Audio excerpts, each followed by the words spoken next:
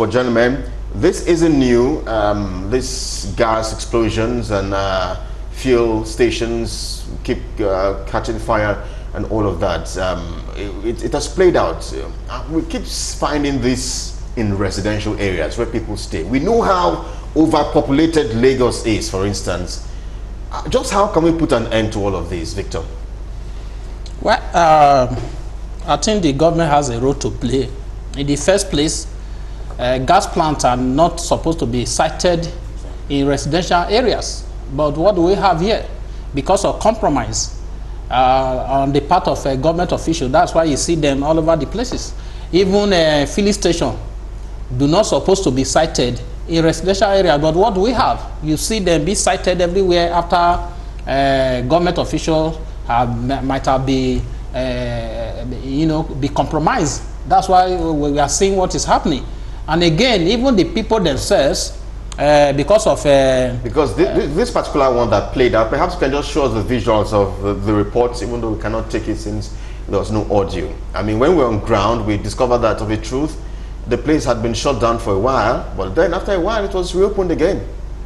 Yes, that was why I was trying to say that some of the people are very stubborn, because there was a time I went to fill my gas, my cylinder, and the retailer was trying to pick a call, and I told him that it was dangerous, that this thing could cause explosion, and he told me that that could only happen if wishes are wizard of that person's family had already planned to kill the person. I told him no. That is what usually happens. Even when you drive your car to the when you take a bus to the filling station and they are trying to fill the tank, instead of the driver to turn off the ignition, he will stubbornly leave this ignition, the engine running. And when you talk to him that no, it is not right, that this can cause explosion, he will tell you that this is his office, that when you go to your office, you can go and dictate to your employees there. So some of these people are so stubborn, and again, maybe as a result of ignorance, because where the report had it that woman that went to fill her gas actually picked a phone call, and that was what ignited the explosion. So the damages, ignorance can contribute, stubbornness can contribute, then failure on the part of government officials for not doing their job when they're supposed to do their work because of compromise are the cause of this explosion we are seeing. Again, when we talk about fuel explosion, when Fashola was in Lagos State, he banned the movement of tankers, fuel tankers, in the daytime.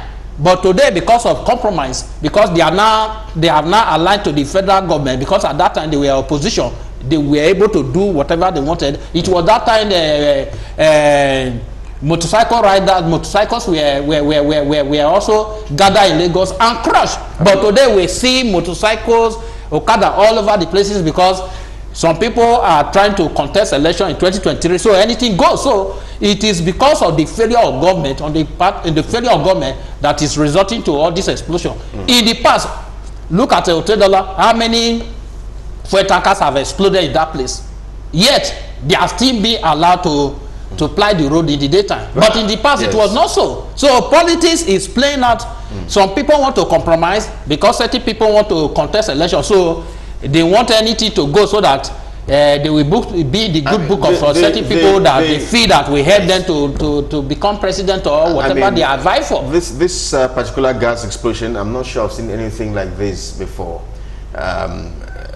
When I saw the level of damage, the level of havoc caused by this explosion, I mean, I never knew that gas could be that terrible. I wonder what your thoughts are, but I mean, as Lagosians, as residents, as Nigerians, because it's happening in Lagos. Take for instance some of the visuals we are seeing there. The houses opposite where this played out were also affected. Their glasses were shattered. More than 1,000 shops. And all of that, more than 1,000 shops. Cars were destroyed. I wonder what we can do as Nigerians, as residents of those areas. Thank you very much. The truth of the matter is that we need to do a lot of, public enlightenment on safety. That is very, very important. Then secondly, the government, because this is not the first or second time this is happening within the city. So, because it is recurring now, the government has to take proactive actions. Has to go around, I mean, those who are involved, I mean, whose mandate or duty it is, they should go around the city, identify areas where we have this, you know, gas and I'll just mention yes, that very close on our way out of that place, yes, we saw another gas plant, and just beside it was a restaurant where I mean, they cook and sell food. So if they can do a lot of, you know, and a holistic, more or less holistic analysis of the placement or the location of all these gas plants in areas that are very close to, you know, where people live, and take proactive action, preventive actions that will say, okay, without even minding whose also is God, let some places, I mean, they should shut them down. And then of course through the radio, the television. Now, let me say this. Let me enlighten the people. We have to go now, but for someone who operates a gas plant, who might just be meeting ends meet, or I don't know how to say it now, with all of that, I'm not sure this is good news for them. I mean, they want to, I'm sure Nigerians will say, no. You want to remove food from my mouth. No, please, no, it's not just that. It's just like when we are discussing the issue of insecurity. Nigerians have to come up, you know, to that level of placing the sanctity of human life, protection of human life.